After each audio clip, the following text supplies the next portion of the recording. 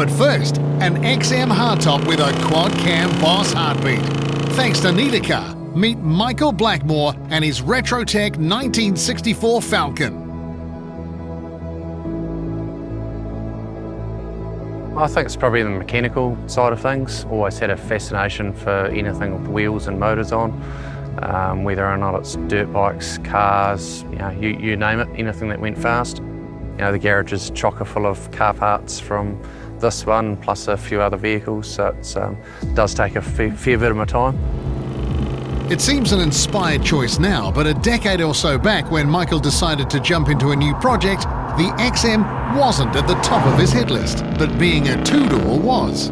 It was while holidaying in Australia that the search would begin in the familiar territory of Holden's HQ Monaro. I think I just sort of liked it a little bit more than the Monaro. It was something a little bit different and really hadn't seen many of them around in New Zealand. It was a $2,000 rolling body, had all the glass and everything else shoved in the back seat. Guide used it for spare parts for a convertible. I brought it back to New Zealand, started collecting parts, badges and bits and pieces for it. From there, almost every panel's been replaced on it. The boot and roof are about the only really, truly original panels, and then everything else has sort of been tweaked, modified or replaced along the way. The XM would spend plenty of quality time over several stays with Blenheim's Mark Stead of Big Shed Customs.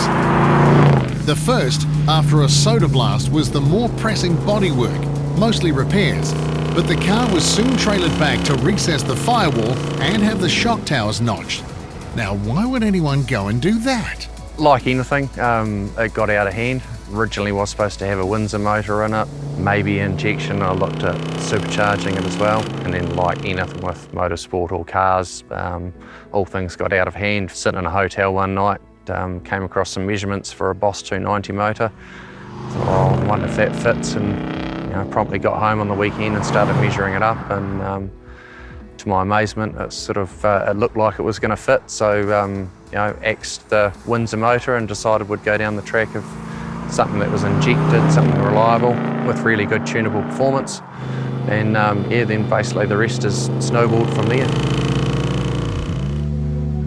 And even with that surgical intervention, space is still very tight under the Falcon's bonnet. It's got about a millimetre gap in some areas, and the rest of the areas it's sort of small pinky finger gap between everything. Sits on northane bushes, so it's quite solid in there as well. But it's certainly a dog to get out of the engine bay. It's a front clip comes off, motor and transmission gets slid out the front, so it's not an easy engine to put in there.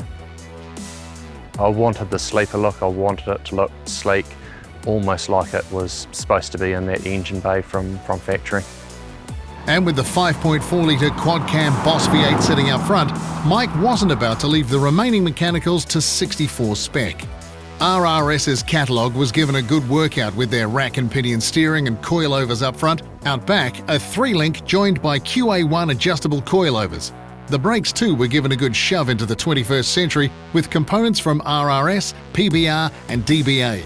Even the cabin cops some tasteful mod cons in the form of BMW E36 convertible seats. The modifications pushed the Falcon firmly into pro touring style. But it was crucial that the XM stayed recognisable as the car Michael fell for to start with. Definitely it was very important to keep it looking the way it originally was supposed to be. There's lots of subtle mods on the car. Rear wheel arches have been pumped out, bumpers have been recessed in, the bulge on the bonnet's been pushed up a little bit, so there's lots of little wee subtle mods like that I think unless you're a purist you wouldn't actually notice them there. What I've done is definitely not a lot of people's taste, putting big wheels on with little rubber band tyres and big brakes, but I mean, each to their own. So it sort of meant that you could rock up to car shows and have something that was different to what everyone else was showing. It's not the standard set of eager wheels or anything else that generally goes on cars. Just have something that's low slung, modern suspension, modern engine, go really quick and stop really quick as well. So yeah, it's quite cool. The car's plates, they reference the Van Morrison track released in the car's birth year of '64. Michael reckons that Mr. Morrison's Irish heritage ties in with the car's green hue pretty nicely too. The Falcon might never be called done, But that's something that can be said for the guy behind the wheel too. No, I think it'd be wrong to get a cure for petrol headness.